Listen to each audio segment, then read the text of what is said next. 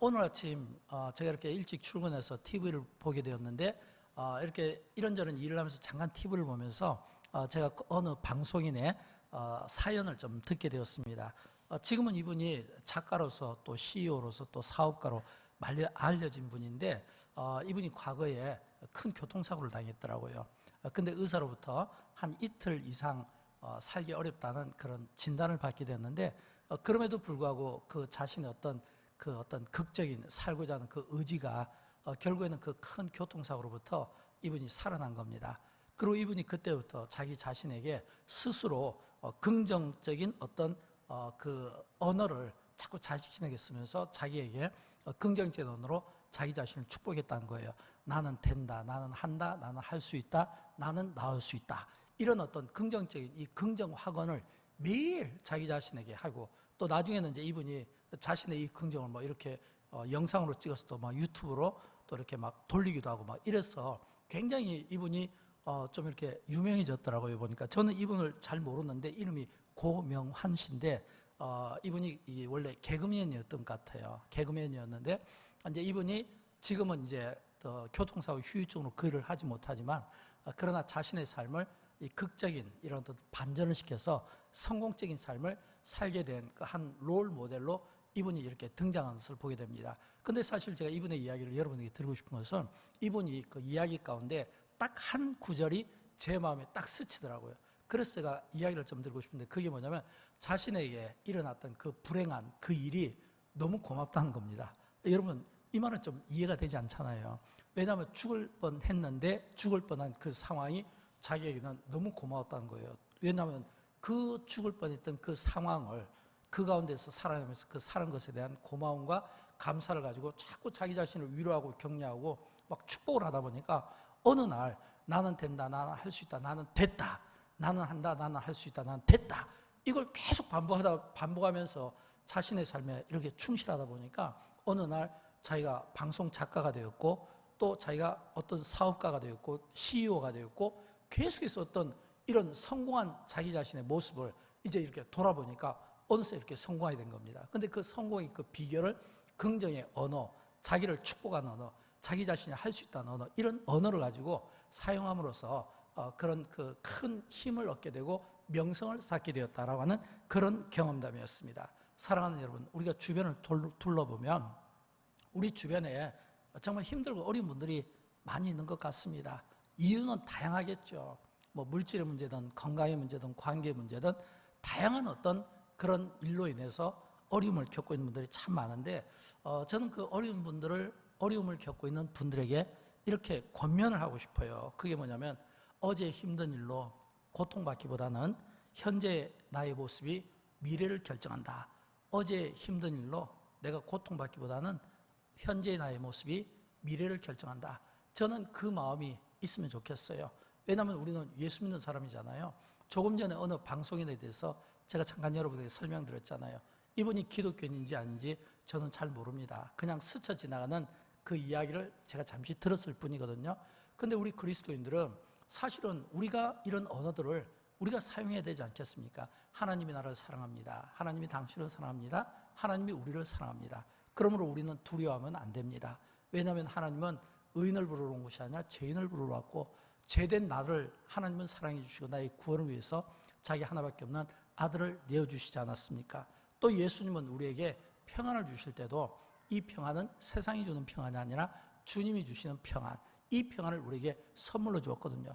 그러니까 사실은 예수 믿는 우리가 세상을 살아가면서 여러 어려운 일들 앞에서 우리가 이런 긍정과 이런 희망을 우리가 선포하고 이런 희망의 메신저의 역할을 사실은 우리가 해야 되지 않은가라고 이렇게 생각합니다. 저는 여러분을 만나는 분들마다 여러분 때문에 없던 희망이 생겨나고 또 대화하는 분들마다 저는 용기가 생겼으면 좋겠습니다. 또 저는 여러분이 만나는 분들마다 부정적인 그런 사고를 가진 분들이 긍정적인 사고로 바뀌었으면 좋겠고 희망을 선포하는 하나님의 자녀들로 세움받기를 주님의 이름으로 축원드립니다. 저는 오늘 사무엘상 7장을 여러분에게 좀 설명을 드리고 싶은데 그리고 함께 기도하기를 원합니다. 근데 이 사무엘상 7장은 사무엘상 4장과 7장을 서로 이렇게 대조해서 보아야 됩니다. 왜냐하면 사무엘상 4장에서는 이스라엘이 블레셋과 전쟁에서 실패한 내용이고, 사무엘상 7장은 이스라엘이 블레셋과 전쟁에서 승리한 내용입니다. 그러니까 사무엘상 4장에서 실패하고 20년이 지난 이제 사무엘상 7장에서 이 선지자 사무엘에 의해서 그 지도력에 의해서 전쟁에서 승리합니다. 근데 사실은 이 전쟁에 이 패했을 때와 그리고 승리했을 때 이 블레셋의 전력과 이스라엘의 전력은 달라진 게 없습니다. 달라진 게 없는데 4장에서는 이스라엘이 대패하고 7장에서는 승리하거든요. 근데 그 원인을 어디에서 찾냐면 이 이스라엘 지도자들이 상황 분석을 할 때 잘못한 거예요. 왜 잘못했냐면 이 어떤 어려움이나 이런 어떤 힘든 일들이 생길 때 믿는 우리는 왜 하나님께서 우리에게 이런 고난을 주셨지? 이런 힘든 일들을 주셨지? 그러면서 하나님 앞에서 우리 자신을 돌아보고 반성하고 뭔가 영적인 어떤 지혜를 구해야 되는데, 근데 사실은 하나님을 믿는 사람이라도 우리가 믿음의 관점에서 하나님의 시각에서 우리가 바라보지 못하면 우리는 당연히 우리가 하나님의 사람이지만 여전히 우리 안에는 이 육이 존재하고 있기 때문에 이 육의 본능에 의해서 육적인 해석을 하게 되어 있는 겁니다. 그러니까 이 사무엘상 4장에서는 어떻게 해석을 내렸냐면, 우리가 블레셋에서 진 게 우리가 전쟁에 나갈 때 언약궤를 우리가 갖고 가지 않아서 졌다, 이런 이야기예요. 언약궤를 갖고 왔으면 이겼을 텐데, 그래서 두 번째 이스라엘이 이 언약궤를 가지고 블레셋과 나가서 전쟁을 합니다. 근데 전쟁에서 언약궤를 갖고 왔기 때문에 승리했을까요? 아닙니다. 완전 전쟁에 대패했어요.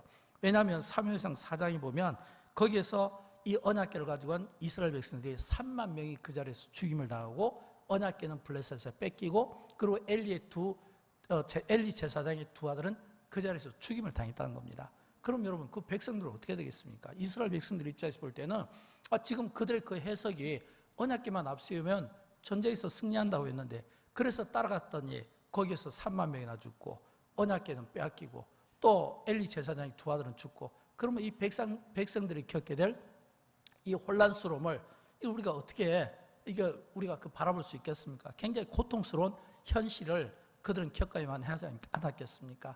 그런데 이제 사무엘상 7장에서 선지자 사무엘에 의해서 이제 이 전쟁은 승리로 끝납니다. 근데 보면 이 사무엘상 4장과 7장에서 이 차이점은 뭐냐면, 7장에서는 이 이스라엘 백성들이 전부 미스바에 모여서 그들이 하나님 앞에 기도했거든요. 전쟁에서 승리를 이끌었고, 또 4장에서는 언약궤를 앞세워서 나가서 졌다는 거예요.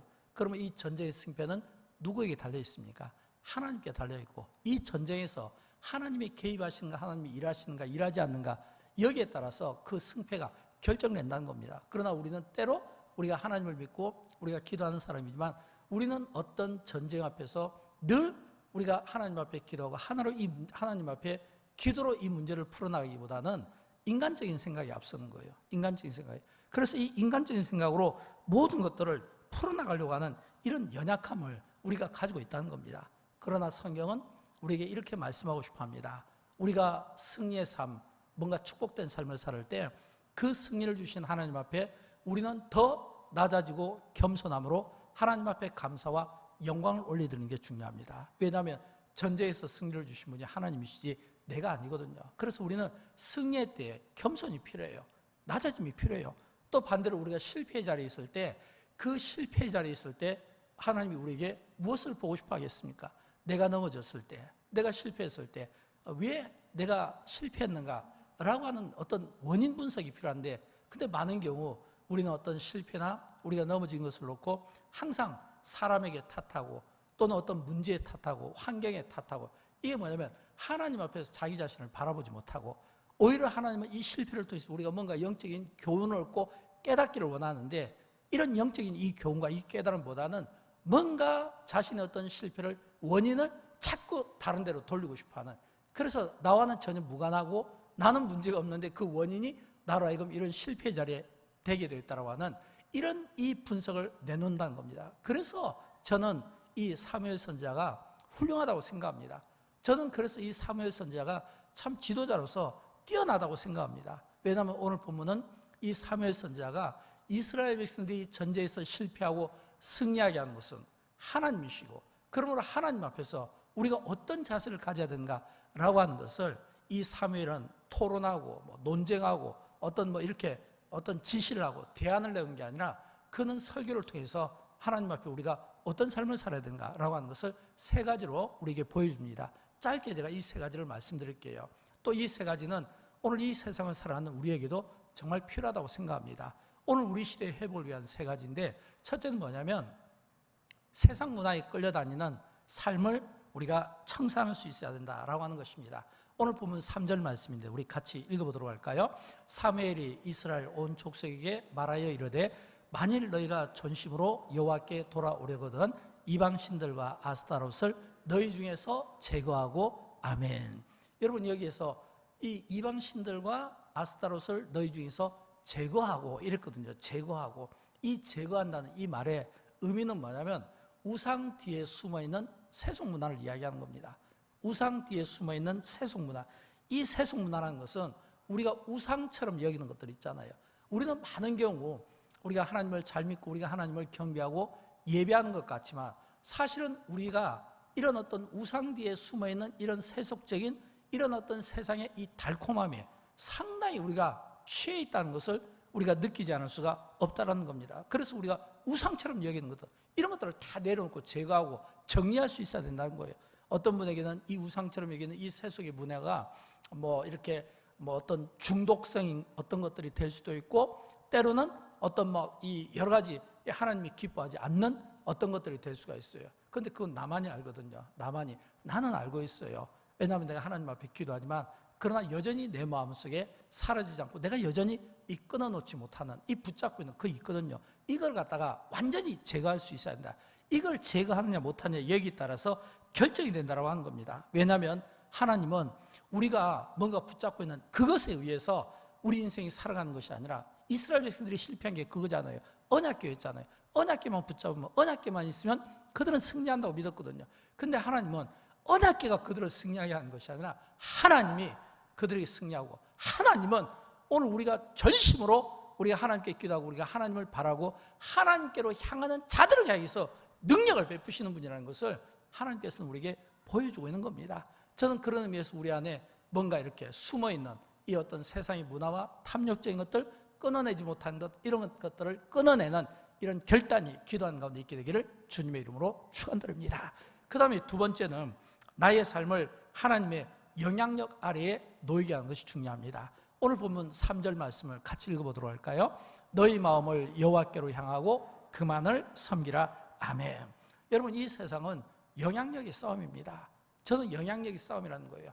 우리가 하나님 안에 있는가 아니면 하나님 밖에 있는가, 또 하나님을 믿는 사람들은 이 영적 전쟁이거든요. 그래서 우리가 이 영적 전쟁 앞에서 우리가 하나님의 이 열심과 이 기도로 잘 무장해서, 말씀으로 무장해서 우리가 이 세속의 영향을 받지 않고 우리가 전적인 하나님만을 섬기는, 전적인 우리가 하나님만을 신뢰하는 우리의 마음이 하나님께로 향하는 이 마음인가 아닌가, 여기에서 우리의 삶은 결정된다는 겁니다. 왜냐하면 많은 경우 우리는 하나님께 향한 것 같지만, 그러나 사실은 이 하나님과 뭔가 세상적인, 우리가 기도로 어떤 문제를 결정하지 못하고 기도하지만 여전히 이 세상의 어떤 경험을 우리가 생각하게 되고, 또 어떤 물질을 또 생각하게 되고, 또 내가 어떤 환경들을 생각하게 되고, 그렇다면 내 삶이 내가 하나님 앞에 영향력을 놓였다고 볼 수가 없잖아요. 하나님의 영향력이 놓였다는 것은 여러분 어떤 의미일까요? 저는 나의 삶을 이 하나님의 영향력 아래 놓이게 한다는 것은, 이것은 철저한 이 기도의 삶에서 저는 결정이 된다고 생각합니다. 왜 그럴까요? 우리는 하나님 앞에 기도하는 시간이 정말 필요합니다. 특별히 성경은 우리에게 기도에 대해서 이야기할 때 이 기도는 반드시 어디에서부터 시작하냐면 회개 기도에서부터 시작한다는 겁니다. 회개 기도. 여러분, 우리는 많은 경우 우리가 기도할 때 하고 싶지 않은 기도가 회개 기도예요. 우리는 참회 기도를 우리가 늘 이야기하지만 사실은 잘 안 됩니다. 어떤 분들은 목사님 30초 해서 1분에서 이게 참회 기도가 되나요? 기도로 시작하기도 전에 끝나는데요 라고 이야기하지만 그게 아니에요. 우리가 항상 하나님 앞에 기도할 때 이 참회 기도가 중요하고, 이 참회 기도를 통해서 하나님 앞에 내가 죄인임을 인정하고 하나님의 이 은혜 없이는 살 수 없음을 인정하고, 나의 이 죄가 깨끗하게 씻김 받기 위해서는 이 십자가의 이 보혈의 피와 예수 그리스도의 이 이름이 아니면 내 죄가 용서받지 못하고 해결받지 못한다고 하는 것을 내가 이 참회 기도를 통해서 항상 내가 내 자신을 깨닫고 내 신분이 이런 상황이라는 것을 인정하는 게 굉장히 중요한 거예요. 저는 그런 의미에서 이 사무엘의 이 지도력이 참 뛰어나다고 생각합니다. 왜냐하면 이 사무엘이 전쟁에 이기기에 앞서서 그가 어떤 태도를 취했는지 오늘 보면 5절과 6절 말씀인데 우리 같이 읽어보도록 할까요? 사무엘이 이르되 온 이스라엘은 미스바로 모이라. 내가 너희를 위하여 여호와께 기도하리라 하매 그들이 미스바에 모여 물을 길어 여호와 앞에 붓고 그날 종일 금식하고 거기에서 이르되 우리가 여호와께 범죄하였나이다 하니라. 아멘. 그렇거든요. 여러분, 여기에서 지금 이 사무엘이 이스라엘 자손들을 미스바로 모이라, 이 말은 지금 그들이 미스바에서 함께 기도하자는 겁니다. 함께 기도하자는 거예요. 여러분, 내가 혼자 기도하는 것도 중요해요. 그러나 둘이 하면 더 좋겠죠. 셋이 하면 더 단단해지겠죠. 그런데 함께 하면 얼마나 단단해지겠습니까? 왜냐하면 성경에 보면 함께 모여서 기도했던 이런 기도의 장소들이 신구약 성경에 보면 많이 나오기 때문입니다. 이 함께 모여서 하나님께 기도하는데 그들이 어떤 기도를 드렸냐면 물을 길어 여호와 앞에 붓고 그랬거든요. 물을 길고 여호와 앞에 붓고, 이 말은 뭐냐면 일종의 정결 의식입니다. 물로 해서 자신들의 어떤 이 더러운 부분들을 깨끗하게 자기 몸을 정결하게 씻는다고 하는 그런 의미가 담겨져 있고, 또 여기 보면 그날 종일 금식하고 있는데 이 종일 금식은 뭐냐면 이게 자기 몸을 쳐서 복종시키며 이 하나님의 법 앞에 자기의 어떤 이 육의 어떤 욕망들, 육의 어떤 끌어오는 것들을 다 전부 내려놓고 하나님을 바라보게 하는, 자기 자신을 계속 쳐서 이 하나님의 법 안에 자기를 복종시키고 굴복시키는 거예요. 이 말은 뭐냐면 내가 나의 의는 버리고 오직 하나님의 의와 하나님의 그 말씀 안에 나를 철저히 복종시키는 이런 이 훈련을 통해서 그들이 어떤 기도를 드렸냐면 우리가 여호와께 범죄하였나이다, 이거거든요. 우리가 여호와께 범죄하였나이다. 여러분, 놀라운 사실은 성경에 보면 우리가 하나님께 범죄했습니다. 내가 하나님께 범죄했습니다. 범죄했다라고 하는 이런 이 회개 기도를 드릴 때 사실은 굉장한 능력과 응답이 그 안에서 일어나는 것을 우리가 많이 보게 되는 겁니다. 그래서 우리는 할 수만 있으면 우리가 하나님 앞에 이 회개와 이 참회 기도에 우리가 힘쓰는 것이 중요하고, 이런 이 기도의 습관을 키우는 게 참 중요해요. 제가 이번 주에 이제 수요일 날 이제 여기에서 좀 멀리 떨어진 곳에 한 기도원을 제가 좀 방문하게 되었는데, 사실 제가 방문한 목적은 거기에 청년들이 수련회를 하는데 굉장히 많이 모인다는 거였어요. 별로 좀 반반이었는데 근데 제가 좀 한번 가보고 싶은 마음도 있었습니다. 주변에서 들려오는 이야기들이 많아서 제가 이렇게 방문하게 되는데, 제가 그때 예배 시간이 8시인데 제가 좀 일찍 갔거든요. 오후 4시 반에 도착했어요. 근데 4시 반에 도착했는데 거기서 참 인상 깊게 보았던 것은 이미 차들이 들어오고 있었고 주차 요원들이 있었다는 거예요. 제가 거기서 보면서 저분들이 참 이 주차 봉사 정신이 참 크구나. 왜냐하면 4시 반부터 저녁 8시까지 계속 봉사를 하더라고요. 제가 이렇게 너무 일찍 가서 이제 이것저것 좀 확인 좀 하고 다시 내려와서 저녁 식사를 먹고 또 올라가려고 했는데 못 가겠더라고요. 왜냐하면 오는 사람마다 물어봐요. 언제 나가실 겁니까? 늦게 나가실 겁니까? 그래서 제가 물어봤죠. 왜 물어보냐고. 그러니까 예배는 8시하고 10시부터 개인기도 들어가는데 새벽 3시에 끝나니까 새벽 3시에 나갈 분들은 이쪽으로 주차하고 12시에 나갈 분들은 이쪽에 주차하고 또 10시 나갈 분들은 이쪽에 주차하고, 굉장히 친절한 그 주차 요원들의 그 봉사와 헌신을 보게 된 겁니다. 그래서 이제 6시부터 막 찬양을 하는데 한 그 8시 반까지 2시간 반 동안 찬양을 하더라고요. 굉장히 많은 청년들, 보니까 한 20대 정도 되는 청년들이 제 눈으로 이렇게 어림짐작 보니까 본당하고 2층하고 해서 한 1,500명 정도 막 이렇게 의자가 아니잖아요. 옛날 기도원처럼 막 이게 뭐냐면 마룻바닥에 막 이렇게 막 앞으로 땡겨서 이렇게 앉다 보니까 사람이 움직일 수가 없어요. 영상을 찍는데 보니까 우리처럼 이런 카메라가 아니라 드론으로 찍더라고요. 위에서 드론으로 해서. 왜냐하면 사람이 움직일 장소가 없어요. 빼곡해요. 근데 이제 또 마침 이게 또 코로나 지금 한참 확산한다고 해서 들어가는 사람들이 전부 다 이렇게 마스크를 껴주는데, 제가 거기에서 참 본 거는 그 젊은 청년들이, 요즘 한국교회가 청년들이 없잖아요. 청년들이 떠나잖아요.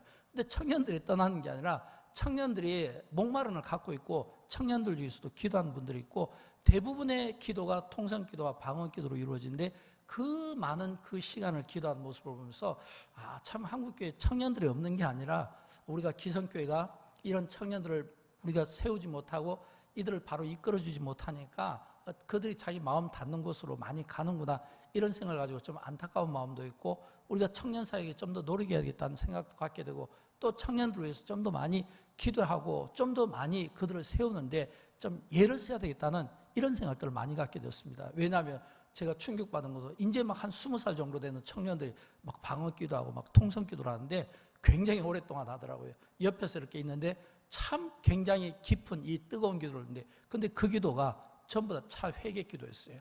계속 회개 기도였어요. 나중에 강사가 설교를 하는데 그 설교의 핵심은 뭐냐면 자기가 죄인이라는 겁니다. 자기가 죄인이라는 거예요. 그러면서 자기가 어떤 죄를 졌다는 걸 구체적으로 성도들에게 이야기를 하더라고요. 처음에는 저도 농담인 줄 알았어요. 왜냐면 강사가 그런 이야기를 할 때 청년들도 농담인 줄 알았어요. 근데 그분이 이야기해요. 자기가 이런 죄를 지었다고. 근데 나중에 보니까 이게 농담이 아니고 사실이었고, 그리고 그 죄를 놓고 설교자가 기도를 하니까 이 청년들이 전부 다 기도를 하더라고요. 거기 온 사람들이 거의 90%는 청년들이었는데 이 청년들이 그 회개 기도를 드리더라고요. 여러분, 우리 자녀들이 대부분 다 20대, 30대잖아요.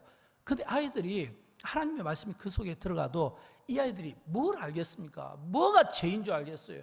그리고 그 아이들이 회개 기도를 얼마나 하겠습니까? 우리는 많은 경우 회개 기도에 대해서 좀 인색한 편이 있거든요. 우리가 회개 기도 드리는 게 뭔가 좀 자존심 상하는지, 아니면 우리가 회개하고 싶은 마음이 없는지, 아니면 나는 여전히 하나님 앞에 의인인지. 근데 사실은 성경은 의인은 없나니 하나도 없다고 이야기하는데도 불구하고 여전히 우리는 의인처럼 다른 사람들의 죄를 정죄할 줄 알고, 다른 사람들에 대해서 판단할 줄 알고, 다른 사람들에 대해서 이야기할 줄 알지, 내 모습을 놓고 내가 하나님 앞에 엎드려서 맨 땅에 헤딩하는 심정으로 예수님께서 땀이 핏방울이 되도록 드렸던 이런 뜨거운, 이런 눈물 어린, 이런 깊은, 이런 간절한 이런 기도를 우리가 드려본 적이 언제였던가라는 이런 생각을 하게 된 겁니다. 새벽에 그 기도를 다 듣고 쭉 이렇게 내려오면서 참 많은 생각을 했어요. 아, 참 교회 부흥은 이 회개에서부터 시작하는구나. 미스바의 이 대부흥 운동은 회개에서부터 일어났구나. 항상 우리가 기도할 때 우리는 이 회개 기도를 빼놓으면 안 되는 겁니다. 회개 기도를 빼면, 여러분 어떤 기도를 드리더라도 먼저 내가 하나님 앞에 죄인임을 고백하고, 그리고 내 죄에 대해서 많이 내어놓고 배설할수록 하나님의 은혜가 내 안에 차는 거예요. 그러나 내가 내 안에 육의 본능과 육의 것으로 가득 차 있고, 세상 것으로 가득 차 있고, 내 욕심과 내 이기심과 나를 위한 어떤 만족된 이 삶으로 가득 차 있으면 여기에서 내가 하나님의 말씀이 내 안에 들어오고 싶어도 들어올 수가 없잖아요. 이미 세상 것으로 가득 차 있는데 여기에 하나님의 말씀이 들어와서 자리를 잡을 수가 있겠습니까? 저는 그런 의미에서 우리가 하나님 앞에 정말 진실로 나의 모든 죄, 내 어떤 육의 어떤 모든 생각들을 다 내려놓을 때, 그래서 나를 헛개비처럼 딱 완전히 쏟아낼 때 비로소 하나님의 은혜가 저는 우리 안에서 넘치고 채워질 줄로 믿습니다. 사랑하는 여러분, 우리는 많은 경우 우리가 은혜에 대한 목마름을 갖습니다. 그런데 여러분, 우리 그 은혜가 성공입니까? 아니면 그 은혜가 건강입니까? 아니면 그 은혜가 형통인가요? 아니면 그 은혜가 어떤 사업에 이렇게 어떤 결과에 대해서 만족도입니까? 우리는 이런 거를 은혜라고 생각하지만 진짜 은혜는, 저는 바울의 고백처럼 나의 나된 것은 하나님의 은혜로라. 나의 나된 것은 내 자신이 참 하나님 앞에 세움받지 못할 정도로 부끄럽지만, 그럼에도 불구하고 나 같은 사람을 세워주시고 나 같은 사람에게 은혜를 주셔서 지금까지 내가 생명을 내가 호흡하고 내가 하나님의 그 은혜 속에서 내가 살아갈 수 있다는 거, 하루하루 내가 버틸 수 있다는 거, 여러분 이게 은혜 아니겠습니까? 저는 이런 은혜가 우리 안에 있었으면 좋겠고요, 이런 이 은혜를 우리가 하나님 앞에 고백하는 이런 겸손함이 있을 때 비로소 이 세상 것은 멀리하게 되고 하나님의 것으로 가득 채워질 줄로 믿습니다. 하나님의 은혜로 충만케 될 줄로 믿습니다. 예수로 충만케 될 줄로 믿습니다. 하나님의 것으로 채워지려면 반드시 내 것을 내려놔야 돼요. 내가 내려놓지 못하면 여전히 나는 하나님의 것으로 채움받을 수가 없다고 하는 것입니다. 사랑하는 여러분, 저는 이 이스라엘 백성들이 참회 기도를 드릴 때 하나님께서 그들에게 이 미스바에서 그들이 회개할 때 그 회개에 대한 응답을 저는 본문 13절에서 찾게 됩니다. 우리가 읽지는 않았지만 이스라엘 백성들이 회개할 때 어떤 은혜가 있었는지 우리 같이 한번 읽어보도록 할까요? 여호와의 손이 사무엘이 사는 날 동안에 블레셋 사람을 막으시매. 사무엘이 사는 날 동안에, 그가 사사로 있는 동안, 선지자로 있는 동안 이 블레셋 사람들이 더 이상 이스라엘을 건드리지 못했다라고 하는 겁니다. 이것은 뭐냐면 대단한 승리 아니겠습니까? 이런 이 은혜를 어떻게 얻었다고요? 이스라엘 자손들이 기도할 때, 정확히 말하면 그 기도하는 자리는 그들이 우리가 여호와 앞에 범죄하였나이다, 우리가 여호와 앞에 범죄하였나이다, 우리가 입으로 범죄하고 마음으로 범죄하고 눈으로 범죄하고 생각으로 범죄한 것, 이런 것들 있잖아요. 이런 것들을 다 쏟아내시고 다 내려놓을 때 비로소 우리는 하나님의 것으로 신령한 것으로 저는 채워질 줄로 믿습니다. 사랑하는 여러분, 저는 여러분 가운데 그런 분이 없기를 바라지만 혹시라도 내가 시련이라고 생각되시는 분들이 계십니까? 내가 상처라고 생각되는 분이 있습니까? 또는 내가 고난이라고 생각되는 분이 있습니까? 혹시라도 없기를 바라지만 어떤 원인의 결과로 내가 지금 고난이라면 저는 이렇게 생각했으면 좋겠어요. 지금의 그 고난과 시련이 커 보일지라도 지나놓고 보면 아무것도 아니에요. 커 보일지라도 제 목회 경험에 의하면 지나놓고 보면 아무것도 아니에요. 우리는 많은 경우 지금은 커 보여요. 왜인 줄 아십니까? 마귀가 우리를 그렇게 만들어요. 염려, 불안, 근심 이런 것들이 있잖아요. 마귀는 끊임없이 이간질시키고 끊임없이 대적하게 하고 그래서 우리는 항상 불안합니다. 그러나 지나놓고 보면 아무것도 아니에요. 아무것도 아닌 일을 놓고 그때는 왜 이렇게 힘들었지? 그때는 왜 이렇게 고민이 많았지? 그때는 왜 이렇게 생각이 많았지? 지나놓고 보면 아무것도 아닌 거예요. 지금 당장에 이 시련이 어렵고 힘들더라도 지나놓고 보면 아무것도 아닌 거, 이게 하나님의 은혜 아니겠습니까? 저는 이런 이 은혜 속에 저와 여러분이 살아가기를 원하고 이 은혜가 먼저 나에게 임하고 이 은혜가 여러분에게 임하고 이 은혜가 우리 가족에게 임하고 이 은혜가 영광교회 교회 공동체 가운데 임하고 이 은혜를 필요로 하는 모든 사람들에게 나의 은혜가 다른 사람들을 살리고 회복시키는데 거룩하게 쓰임받기를 주님의 이름으로 축원드립니다.